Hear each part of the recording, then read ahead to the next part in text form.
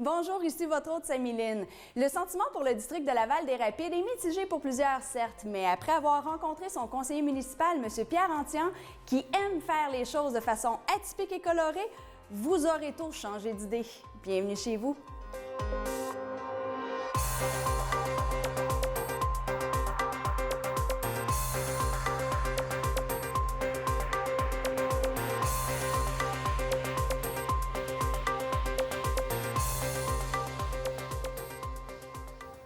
Quel plaisir de vous recevoir, M. Pierre Antian, ici dans nos studios. Merci d'avoir accepté notre invitation. Tout le plaisir est pour moi, Samiline. Quel parcours! J'ai été tellement impressionnée, j'ai tellement hâte que les gens vous découvrent et vous redécouvrent, parce qu'évidemment, si on n'est pas dans Laval-des-Rapides, on ne connaît pas nécessairement l'homme engagé que vous êtes. Évidemment, qui dit conseiller municipal dit d'abord et avant tout un citoyen qui avait envie de s'engager.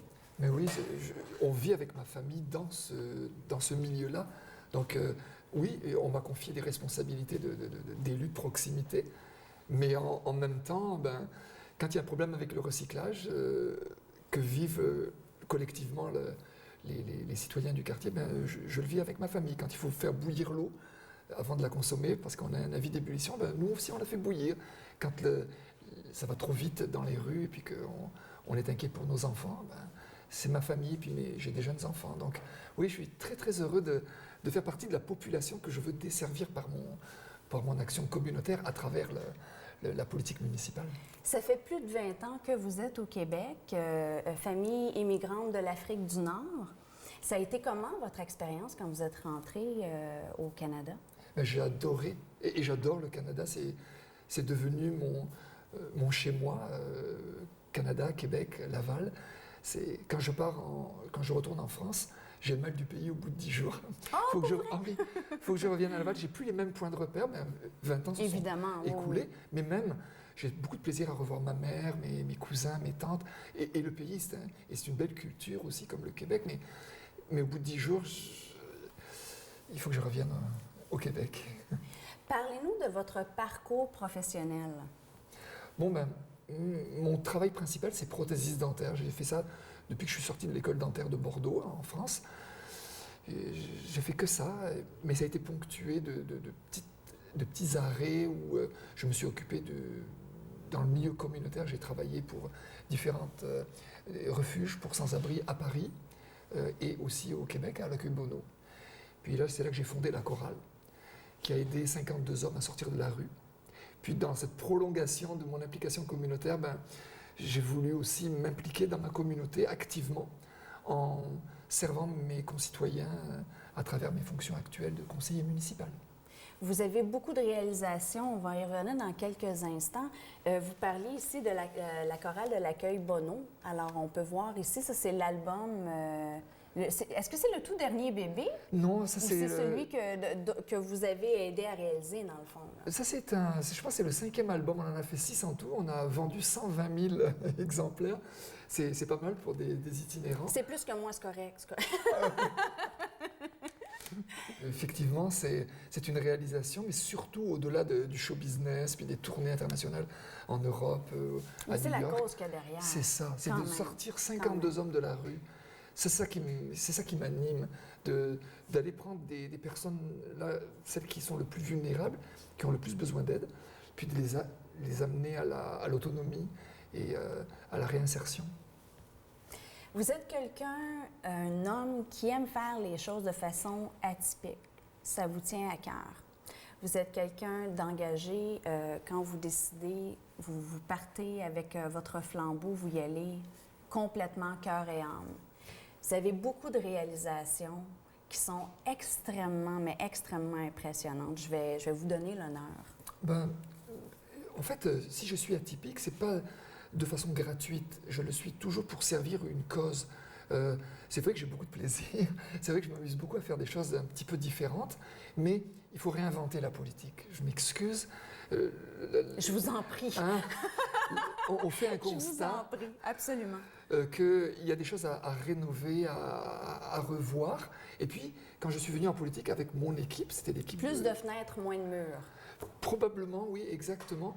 Et puis, on a décidé de faire de la politique autrement. Malheureusement, mon équipe m'a un petit peu laissé tomber dans cette voie-là. Mais moi, j'ai décidé de me dissocier de cette équipe d'origine pour aller comme indépendant, faire vraiment de la politique autrement, quitte à sacrifier ma carrière de politicien. Je n'ai pas l'ambition de devenir un politicien de carrière, donc c'était plus facile pour moi, qui n'a pas d'ambition politique outre mesure, démesurée, de faire des choses un petit peu différentes. Donc je suis allé à l'approche de mes concitoyens en skateboard, parce que quand j'étais adolescent, j'étais un champion de skateboard. J'étais le 4e du département du Topo Sud-Ouest. Infoman, en fait. Oui, effectivement, Jean-René Dufort ne m'a pas manqué. J'ai fait du slalom entre les enveloppes brunes pour dire qu'il faut les éviter pour faire de la politique proprement. Bravo. Bref, tout ça pour dire que... C'est salissant de toute façon, le brun. Oui, en plus. Donc tout ce que je souhaitais faire, c'est de rencontrer les citoyens de façon atypique, mais aussi c'est des déplacements sans pollution, sans émissions polluantes. C'est d'utiliser le transport en commun et rencontrer les citoyens, faire des petites consultations citoyennes dans un autobus ou dans la rue, ce qu'on ne peut pas faire quand on est en voiture. Alors je suis fier. Revenir aux sources. Mais oui, j'imagine, il y a 120 ou 130 ans, lorsqu'on a fondé ce qui allait devenir la Vallée des Rapides, eh bien c'était en calèche, et puis à pied, puis on rencontrait les gens sur les parvis des églises, et puis là, le parvis de l'église, c'était un petit skate park, et puis on rencontre des jeunes. Mais vous avez dit un mot magique, on rencontrait les gens. Point. C'est vraiment ça qui est important. Et ce qui a été extrêmement impressionnant dans votre parcours, c'est que vous vous êtes préparé à l'avance, 8200 portes, on a cogné, on a serré des mains et on s'est présenté. Ah ben, j'ai souhaité faire ça comme il faut et puis de laisser aucune chance à mes adversaires. J'ai commencé la campagne électorale bien plus tôt que... En principe, on la commence 1 mois et demi. Moi, je l'ai commencé 3 mois et demi à l'avance. J'ai pris 6 jours sur 7. 6 jours sur 7. Ah, ben vous êtes bien informés, c'est exactement ça. J'ai arrêté mon travail, j'ai vu avec mes collaborateurs dentistes, je leur ai dit pendant 3 mois et demi, oubliez-moi. Donc c'était sans solde. Et puis j'ai décidé chaque jour, pendant 6 jours de la semaine, de cogner à chaque porte, puis de rencontrer les gens. Et puis il y en a qui étaient accueillants, il y en a qui étaient un petit peu, et je peux les comprendre, il y avait comme un retard, un malaise par rapport à un manque de... La confiance a été perdue. Vraiment, la relation de confiance avec les politiciens a été perdue à cause de l'ancienne page. Mais c'est pas ce qui est beau à un moment donné aussi, c'est tout à votre honneur parce que justement, il y avait tellement de travail à refaire. Donc, c'est vraiment de prendre son courage à deux mains parce que ça prend du courage. C'est beaucoup plus facile de le faire derrière un bureau puis de dire, il n'y a pas de problème, je vais faire attention à vos demandes, envoyez-les-moi, mais dans le fond, il n'y a pas de communication qui se fait. Tandis que là, c'est vraiment une approche, on réapprend à respecter, à aimer les gens qui nous représentent. Donc, c'est tout à votre honneur, ça. Ben merci, c'est aussi mon background de travailleur social, travailleur de rue. C'est de travailler dans la rue, rencontrer les gens dans la rue, mais c'est aussi un petit côté travailleur social et psychologue. Quand les gens, aux portes, sont traumatisés par le fait que des gens aient pu leur voler ou détourner l'argent de leurs taxes, ils sont pas contents. Ça sort un peu tout croche, ils ventilent ça un peu n'importe comment parce qu'ils souffrent. Absolument. Mais je ne le prends pas personnel. Non. Et parce que moi, j'y suis pour rien. Moi, je suis là pour changer les choses. Donc, on était là pour renouveler tout ça. Et alors, je les ai écoutés. Faire le ménage. Les grands balayeurs. Exactement. Et puis, c'était sous cette bannière qu'on est entré avec mon ancien parti politique, le Mouvement Lavallois, et M. Marc Demers. C'était mettre fin au désordre. Ce que je continue à faire, même si je ne suis plus dans cette équipe-là, je continue à faire ça. Et parfois, j'essaie de mettre de l'ordre aussi dans l'équipe actuelle on a tous besoin d'être encadrés, d'être ramenés. Mais de toute façon, c'est la démocratie. Je veux dire, on peut tout simplement avoir des divergences d'opinion. Il s'agit juste de justement les mettre sur la table pour voir qu'est-ce qu'on peut en tirer.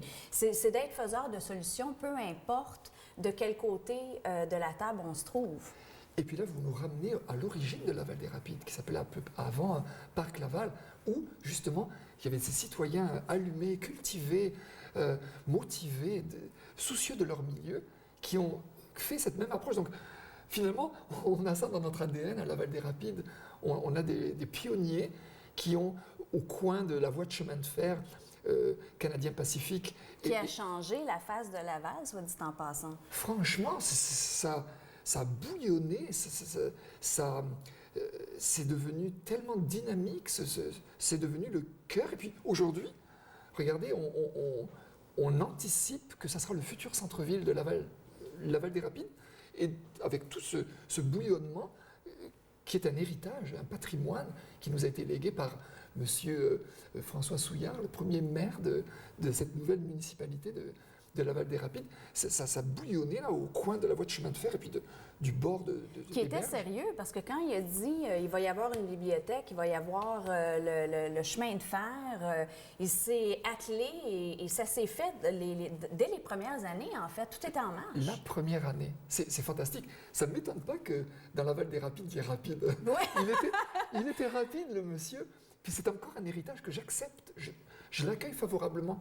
Je veux ressembler à M. Souillard et régler les choses. De lui faire honneur. Ben oui, franchement, on lui doit ça, ce monsieur, et à tous ceux qui l'ont entouré. Il y avait un petit conseil municipal, il y avait d'autres conseillers municipaux, il y avait des citoyens allumés, je le disais, motivés, etc. On peut le faire. Donc, quand ça va un petit peu lentement, c'est sûr que je bouscule un petit peu l'administration, mais je le fais parce qu'il y a moyen de faire avancer les projets rapidement. On est à Laval-des-Rapides, ils ont vu là, sur la rivière des Prairies qu'il y avait ce bouillonnement qui était aussi dans le bouillonnement social.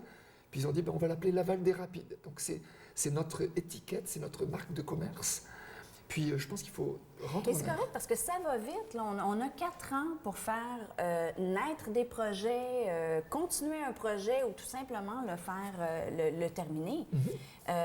Donc c'est quelque chose, c'est sûr, quand on va au niveau électoral, on frappe aux portes, surtout quand on y va directement en serrant les mains, on se doit, parce que la personne, c'est sûr qu'elle se souvient encore plus. Parce qu'elle s'est dit, bien, il a pris la peine, monsieur Ancien a pris la peine de me serrer la main, de venir se présenter. Donc, c'est un devoir encore plus présent que de terminer les choses qu'on commence et qu'on a promises. Absolument. Puis de serrer la main, c'est une première approche. On commence par ça, on salue, les salutations, etc. Mais après... C'est plus qu'un numéro de porte. Voilà. Oui, il y a eu une continuité de cette poignée de main. Il y a eu ensuite, c'est incroyable le nombre de requêtes que j'ai. Les gens ne vont pas forcément aller au 3-1-1, ils y vont. Mais quand ça ne fonctionne pas avec le côté administratif, ils se rabattent du côté politique. Et puis là, je réalise que finalement, ce que j'ai semé en frappant à ces 8200 portes, cette relation de confiance que j'ai initiée, qu'on a développée avec les citoyens, elle sert aujourd'hui parce qu'ils décrochent le téléphone et puis ils disent « Monsieur Ancien, est-ce qu'on peut régler ça rapidement? Est-ce qu'on peut avancer avec ces dossiers-là » Donc, je suis très honoré qu'ils me fassent confiance au point que, au-delà de la poignée de main, on a débuté une histoire d'amour. C'est comme une relation amoureuse. On commence en rencontrant une jolie fille, et puis on lui serre la main ou on lui fait la bise. Puis il y a une relation de confiance qui naît. Mais là, c'est pas juste ça. On vit des choses ensemble, on construit des choses ensemble, puis les sentiments. Alors voilà, pour moi, d'être dans ces fonctions de conseiller municipal, c'est une histoire d'amour. Parce que ça prend quand même du temps à avoir la confiance des gens, mais on sait très, très bien dans le métier que ça prend seulement une déception pour tout détruire l'image qu'on a essayé de durement construire. Et je dis durement parce qu'évidemment, Laval a des cicatrices de l'ancienne administration et il se pèse justement de mettre tout ça en arrière d'eux. On est dans le feu de l'action. Et c'est un devoir, justement, à cause de cette triste page que nous avons tournée, c'est un devoir que de ne pas marcher sur les pas de ce qui risque. Parce que M. Vaillancourt, il n'a pas toujours été un philogredin, je ne sais pas. Il n'a pas toujours été ce qu'on lui reproche, disons, ce dont il est accusé. Je suppose qu'au tout début... ça a commencé en quelque part. Voilà.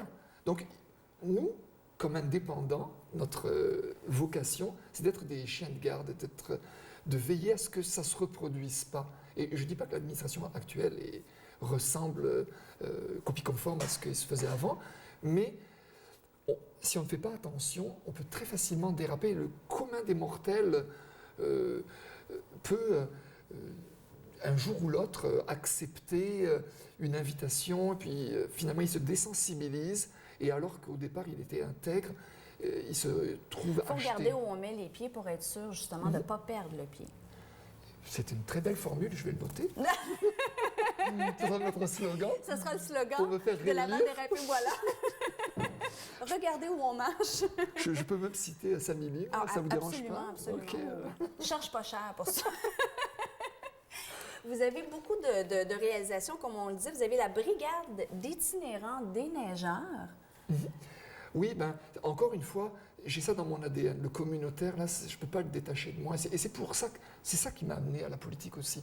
Donc, moi, les gars de la rue, dans le bas de la ville de Montréal, je suis allé les chercher quand les fonctionnaires ne voulaient pas déblayer certaines zones sensibles Bravo. qui provoquaient des accidents. Il y a une dame qui s'est cassé la hanche. Il y en a un monsieur qui a une plaque de titane dans son tibia. C'est pas normal que on s'assoit le parcours du combattant quand on veut aller au métro. Et puis c'est dans mon secteur. Je les connais, je les côtoie, ces gens. Donc, comme les employés de la ville ne voulaient pas le faire, puis je ne les critique pas, ils ont peut-être d'autres priorités, Non, d'autres moi, je les stratégies. critique parce Ok. que quand même, c'est les taxes qui payent tout ça, Alors, les contribuables, disons-le, alors, en attendant, en tout cas, qu'ils soient raisonnés. avec amour et respect. Voilà, c'est ça. En attendant ça, en attendant que le message soit compris, ben moi, il est rapide, il faut le faire rapidement. Cet endroit, on doit le déneiger parce qu'il y a une garderie, il y a un parc, puis il y a des personnes âgées qui restent chez eux parce que là, ils ne peuvent plus passer. Il y a plein d'autres choses. Donc, je suis allé chercher mes gars de la rue, puis avec des pelles et des pics et du sable, et du gravier, puis du sel, on a déblayé ces routes pendant l'hiver. Ces rues. Je me suis fait réprimander, je me suis fait taper sur les doigts, et j'accepte la réprimande, mais en attendant, ben, les gens ont pu. C'était une voie de communication qui est énorme. Même si ce sont de petits passages piétons, c'est des milliers de personnes qui vont au métro, au cégep, à l'université, dans les garderies, les parcs. Et on réprimandait pourquoi, au juste? Mais parce que Petite curiosité comme il y a ça. une question d'assurance, il y a une question des conventions collectives des cols bleus. C'est comme du travail parallèle au col bleu. Qui faisaient pas leur travail. Non, je pense qu'ils font leur travail, mais c'est peut-être on les a pas dirigés vers ces points-là. Puis eux, ils peuvent pas savoir. Ils peuvent pas savoir. Ça prend un élu de proximité qui vit dans le quartier pour mettre le doigt sur oh là c'est sensible, oh là c'est correct. Donc c'est pour ça qu'il faut. On ne réinvente pas la démocratie. C'est pour ça qu'il y a des représentants dans chacun des 21 quartiers de Laval. C'est parce qu'on a le pouls de la population, les gens nous téléphonent, nous Mis parlent. à part, on parlait de solutions tout à l'heure, donc mis à part le fait, bon, parce qu'il y avait une raison qui a fait que vous vous êtes lancé dans ce projet-là avec ces itinérants-là. Donc, je veux dire, mis à part cette raison-là, ça aurait tout simplement pu être une façon connexe de pouvoir donner un sentiment d'appartenance à ces gens-là qui en ont grandement besoin. Il faudrait peut-être arrêter à un moment donné cette société de garderie, de « Ah, ouais, mais là, c'est pas assez préparé. » À un moment donné, il faut juste aller avec le cœur puis la logique. Mais cette formule-là qui m'anime le plus, et vous l'avez souligné avec justesse, c'est le sentiment d'appartenance, c'est la revalorisation, c'est retrouver la confiance en soi. Après, que ce soit chanter dans une chorale, que ce soit déblayer, déneiger ou quoi que ce soit, peu importe le prétexte, tout est prétexte pour retrouver. Et aussi, parce que c'est un peu le défi de ce quartier qui, on l'a dit au tout début, c'est le centre-ville, mais il ne faut pas négliger la partie communautaire, la partie solidarité, ce que nous a légué M. Souillard, et puis ce premier petit hameau de Parc Laval. Donc, de jouer là-dessus pour garder l'humanité. Il faut continuer à humaniser ce quartier en permettant que les citoyens restent en contact les uns avec les autres, s'entraident, comme avec ma brigade d'itinérants. On est aussi allé enlever les mauvaises herbes sur un terrain que les propriétaires avaient négligé. Puis là, les propriétaires, ils ne pouvaient plus payer la maison, donc la maison techniquement appartenait à la banque, mais la banque ne voulait pas le faire, la ville ne voulait pas le faire parce que c'était encore... Bref, dans cet imbroglio, J'ai dit, bon, ben, je vais aller chercher mes gars dans le bas de la ville. Et puis on l'a fait. Et on l'a fait avec les citoyens. Et puis c'est là que les citoyens ont traversé la rue, ils ont vu qu'on était là en train de défricher, puis eux, leurs enfants souffraient à cause de l'herbe à poux, allergiques à toutes sortes de choses, c'était pas beau dans le quartier, ça crée des... Les voisins, ils ont vu qu'il y a quelque chose qui bouge depuis 2-3 ans, rapidement. Alors, ils ont apporté leurs gants, puis on a ensemble défriché, alors que on ne les connaissait pas, moi je les connaissais, mais les voisins entre eux ne se connaissaient pas, ne se parlaient pas, puis ils ne connaissaient pas des itinérants, puis des itinérants avec un monsieur qui gagne 150 000 $, ont travaillé ensemble pour arracher les mauvaises herbes. Donc finalement, ce n'est pas deux mondes qui se tournent le dos, on est en train de créer un nouveau monde où finalement, tout le monde, on est tous égaux devant les mauvaises herbes, on est tous égaux devant la neige. Absolument.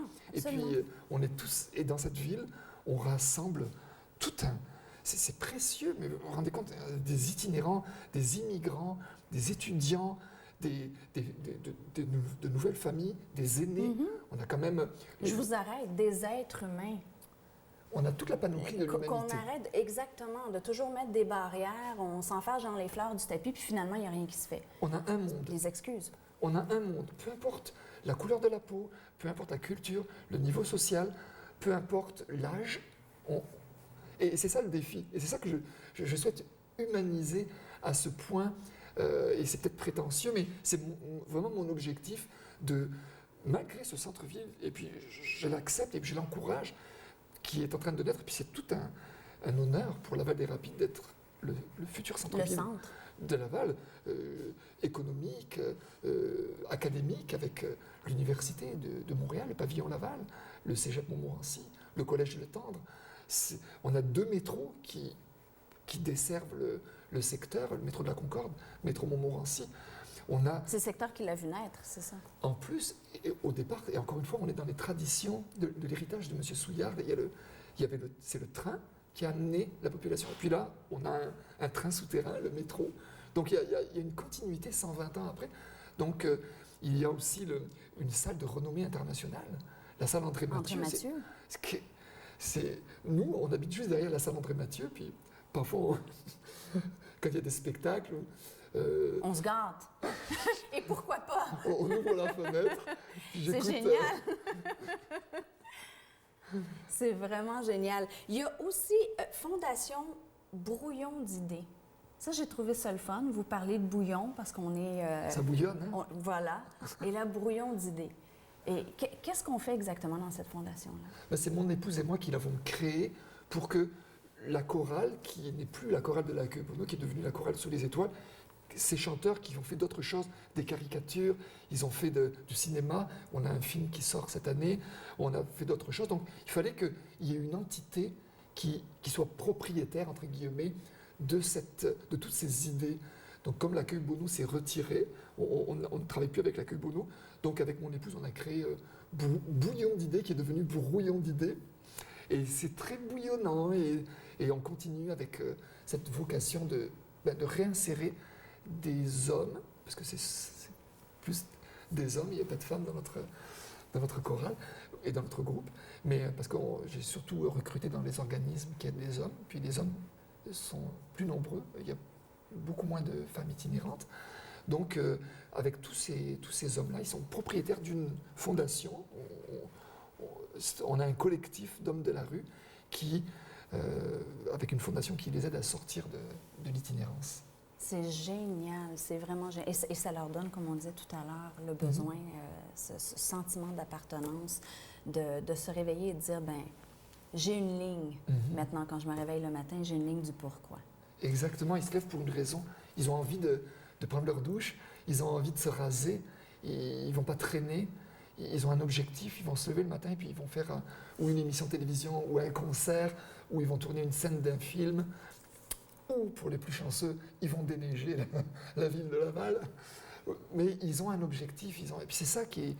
Vous avez, j'imagine, des activités probablement pour des levées de fonds, pour cette fondation-là, qui va de soi d'ailleurs. Oui, régulièrement. On a une émission de télévision là, le 7 avril. C'est une émission française qui vient tourner ici à Montréal, sur le plateau Mont-Royal. on est demandé à droite, à gauche. C'est sûr qu'on en fait peut-être un petit peu moins que fin des années 90, début des années 2000, là où on avait 2-3 concerts par jour. Le matin, c'était 7 heures du matin dans le métro. Ensuite, on allait chanter dans une école. Ensuite, on allait au terminus voyageurs, puis on allait à Drummondville, Trois-Rivières, Québec, pour aller chanter dans toutes sortes de... Donc là, ça roulait. Puis là, encore une fois, un peu comme pour ma campagne électorale, j'ai dû prendre des années sabbatiques ou des mois sabbatiques pour me consacrer à ça. Mais mes collègues, mes collaborateurs dentistes sont très patients avec moi. Depuis 20 ans, là, j'arrête pas de leur faire faux beau. Vous devez faire un bon travail pour que justement ce soit comme correct de pouvoir faire autre chose une fois de temps en temps. Oui. Mais on a besoin d'aide humanitaire, donc c'est tout à votre honneur. La réalité d'immigration, c'est quelque chose qui vous touche évidemment, c'est une réalité. Vous en faites partie parce que vous êtes arrivé. Par contre, du moment dont vous êtes arrivé, on parle de 20 ans, les choses ont beaucoup changé. Où ont-elles vraiment beaucoup changé? Mais nous sommes issus nous étions parmi le peuple déplacé quand il y a eu la guerre d'Algérie. Avec ma famille, on est parti, on a fui un régime totalitaire. Puis toute une nation qui était en train de déraper. Donc on s'est réfugié au Maroc. Puis 3 ans et demi après, on est allé en France métropolitaine, France continentale. Mais avant ça, on a connu, on était des réfugiés avec ma famille. Et puis je me souviens, non, je m'en souviens pas, mais je me souviens que ma mère m'a dit qu'un jour, dans la campagne, alors qu'on allait d'Algérie au Maroc, il y avait un train de réfugiés. Puis les Félagas ont arrêté le train. Puis, et parfois, ils tuaient les gens, parfois, ils les laissaient. Puis là, ma famille, et puis tout ce convoi-là a eu la chance d'être laissé. On a pu continuer le chemin. J'étais bébé. Mais c'était... donc, quand là, on nous dit qu'il y a la guerre civile en Syrie, et puis c'est à feu et à sang dans cette région-là, puis que nous, on a la chance de... Parce que même Laval a une vocation, a une tradition d'accueil. Le Canada et le Québec aussi, mais et c'est pour ça que Laval est né, Laval des Rapides est né. C'est cet accueil-là. On a accueilli les gens de Montréal qui ont voulu vivre dans un environnement, dans un milieu qui se rapproche de la campagne. Donc nous, on voit ça, puis on accueille des réfugiés. Alors avec mes 2 autres collègues, des 2 autres paliers de gouvernement, Mme Eva Nassif, députée fédérale, et M. Saoul Polo, député provincial, les 3 paliers de gouvernement ensemble, on a revêtu notre tablier d'emballeur. Puis au bout de plusieurs caisses, à l'IGA du coin, on a sensibilisé la population, on leur a dit, bon ben si vous voulez donner, puis on a levé plusieurs milliers de dollars qui ont servi aux familles. Ben, il y a la famille d'Hassan, un réfugié, qui était le premier réfugié à Laval, qui est arrivé, il a 6 enfants, son épouse et 6 enfants. Il a eu l'épicerie payée pendant plusieurs semaines, le temps de s'ajuster, de retomber sur ses pattes. Absolument. Donc, encore une fois, c'est la solidarité. Tellement importante. C'est ma marque de commerce. Je veux être un rassembleur parce qu'on n'en est plus à la division. On n'en est plus à des guerres de clochers. On a des talents, puis c'est une palette comme un peintre, puis on mélange les couleurs, puis on crée une œuvre, on crée une œuvre d'art. Puis c'est ce patrimoine, ce legs qu'on a reçu d'il y a 120 ans que j'aimerais perpétuer à Laval des Rapides. Magnifique! Que dire de plus? Écoutez, ça a été vraiment un plaisir. Il faut revenir nous voir. Sur ce, vous êtes toujours à l'affût d'être là pour vos citoyens en tout temps. On a les coordonnées de votre conseiller municipal, M. Pierre Antian, au bas de l'écran. Et je vous donne le mot de la fin pour vos concitoyens. Mais merci, Samiline, de votre invitation. C'était bien agréable. C'est passé comme un coup de vent. En un flash. Oh là là!